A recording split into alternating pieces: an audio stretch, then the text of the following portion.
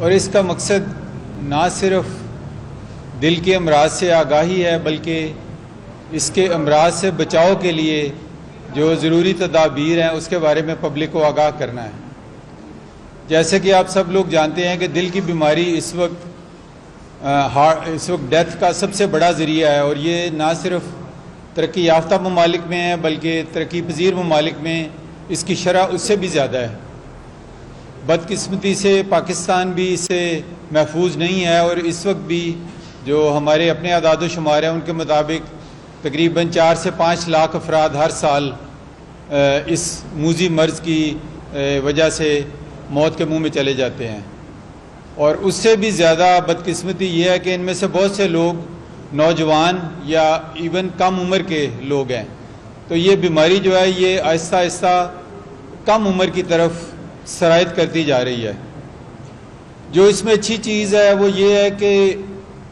80% جو یہ بیماری ہے یہ پریونٹیبل ہے۔ اس کا مطلب یہ ہے کہ ہمارے اپنے ہاتھ میں ہے کہ ہم اس کو روک سکتے ہیں، اور اس کے لیے صرف ہمیں اپنی طرز زندگی میں کچھ بنیادی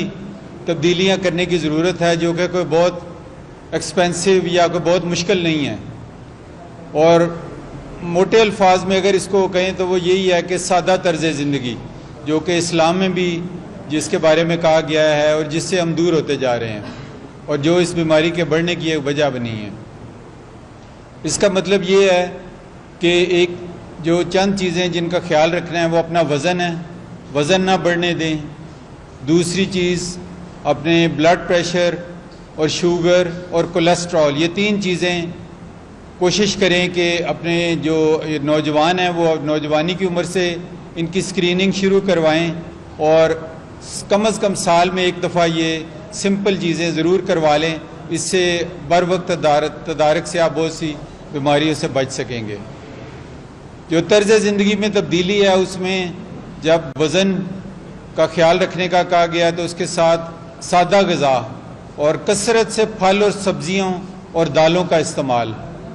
جس کا مطلب ہے گوشت کم، تلی ہوئی چیزیں کم، bakery, fast food, pizza, burger, bun, یہ سب چیزیں سے دور رہنا ہے، نمک کم استعمال کرنا ہے، اور اس کے ساتھ کم از کم کوشش کرنی ہے کہ ہفتے میں 5 دن 1 گھنٹہ آپ کم از کم سیر کریں، چاہے کسی بھی جگہ پہ، اگر آپ کے قریب کو پارک ہے وہاں جو کر لیں، اگر آپ کسی جم کے ممبر ہیں وہاں جا کے ایکسرسائز کریں۔ یہ چیزیں اگر آپ اپنے نہ صرف اپنے لیے بلکہ اپنے خاندان اور اپنے بچوں کے لیے بھی شروع کروائیں تو آج سے 10-20 سال بعد ہم اس بیماری سے کسی حد تک چھٹکارا پا سکیں گے، کیونکہ یہ مغربی ممالک نے یہ دکھا دیا ہے کہ ان چیزوں کے اوپر کام کرنے سے اس بیماری کا زور کم کیا جا سکتا ہے، اور یہ ایک پریونٹیبل ڈیزیز ہے۔ تو اس لیے ہمیں کوشش کرنی چاہیے کہ ہم اپنے اسلامی اصولوں پہ عمل کریں اور کوشش کریں کہ اپنی زندگی میں سادگی کو اپنائیں اور سادہ غذا اور اپنا سادہ طرز زندگی اس کو اپنائیں، اور اس کے ساتھ ساتھ ایک ضروری چیز ہے کہ کم از کم 7 سے 8 گھنٹے کی پرسکون نیند۔ جب نیند کا فقدان ہوتا ہے تو اس کے ساتھ بھی انسان اس بیماری کا اس کو ایک رسک بڑھتا جاتا ہے۔ تو میرا یہی پیغام ہے کہ ان بنیادی اصولوں پہ عمل کر کے آپ اس بیماری سے بچ سکتے ہیں۔ شکریہ۔ پہلے جیسے ہم لوگ ڈالڈا گھی استعمال کرتے تھے، اس کے بعد انہوں نے ایڈیبل آئل آئے، اور اب آئل کو بھی کہہ رہے ہیں کہ اس میں بھی ڈفرینس ہے۔ اس طرح کچھ لوگ کہہ رہے ہیں کہ سرسوں کا تیل جو ہے وہ استعمال کرنا چاہیے۔ آپ یہ ایکچولی بڑا کنٹروورشل ٹاپک ہے، کیونکہ قرآن پاک میں زیتون کے تیل کا جگہ جگہ ذکر ہے، اور یہ اب میڈیکل سائنس نے ثابت کیا ہے کہ سب سے اچھا جو آئل ہے جو ہارٹ کے لیے بھی اور جسم کے لیے وہ زیتون کا تیل ہے۔ اب زیتون کا تیل جو ہے اس کا ایک بوائلنگ پوائنٹ ہوتا ہے جو کہ ہر تیل کا ڈیفرنٹ ہوتا ہے، جس کا مطلب یہ ہے کہ اس کو ہم بہت زیادہ گرم نہیں کر سکتے یا اس کو بہت زیادہ اس میں چیزیں پکا نہیں سکتے، کیونکہ وہ ڈی نیچر ہو جاتا ہے اور اس کی جو افادیت ہے وہ کم رہ جاتی ہے۔ تو اس کا پیغام یہی ہے کہ کوشش کریں کہ بہت ہائی ٹیمپریچر پہ، جیسے تلی ہوئی چیزیں ہیں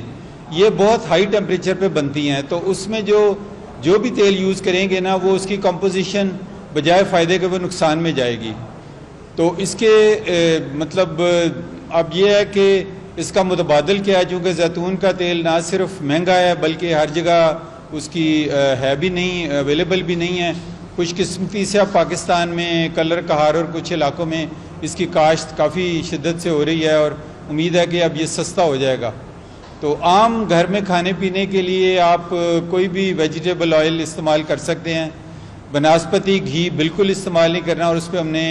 فوڈ ہیلتھ اتھارٹی کے تعاون سے اس پہ پابندی لگائی، کیونکہ وہ نہایت نقصان دہ چیز تھی۔ اور اس کے علاوہ دیکھیں جو موٹی موٹی چیز ہے کہ ڈبوں میں جو بھی چیزیں بند بازار میں ملتی ہیں وہ کسی نہ کسی حد تک نقصان دہ ہے، چاہے وہ تیل ہے، چاہے وہ شربت ہے، چاہے وہ بوتل ہے، تو جو بھی چیز آپ کو تازہ مل سکتی ہے وہ بہتر ہے۔ تو اب اگر مکھن یا گھی کا کہا جائے تو وہ بہت کم ایک مقدار میں شاید اتنا نقصان دہ نہ ہو، بجائے اس کے کہ آپ اگر اس کا مقابلہ کریں خدا نخواستہ کسی مضر صحت آئل کے ساتھ، کیونکہ کئی ہمیں رپورٹس ملی کہ جو جس چیز سے گھی بناتے ہیں وہ انڈسٹریل آئل ہے، اور وہ فوڈ گریڈ کوالٹی کا آئل نہیں ہے جو امپورٹ ہوتا ہے پام آئل۔ تو اس لیے یہ ایک مطلب مشکل سا ایک ہے، کوشش کریں کم سے کم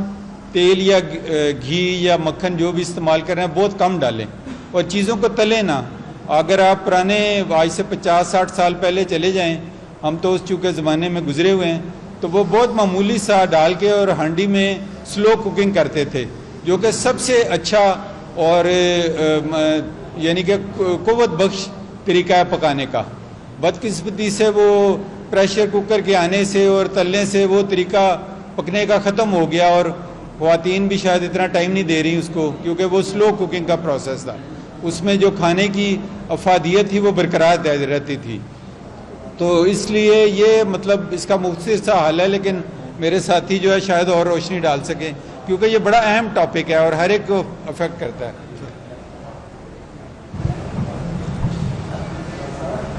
جی بالکل آپ نے درست فرمایا۔ اس میں ایک چیز آپ ضرور نوٹ کیجیے گا،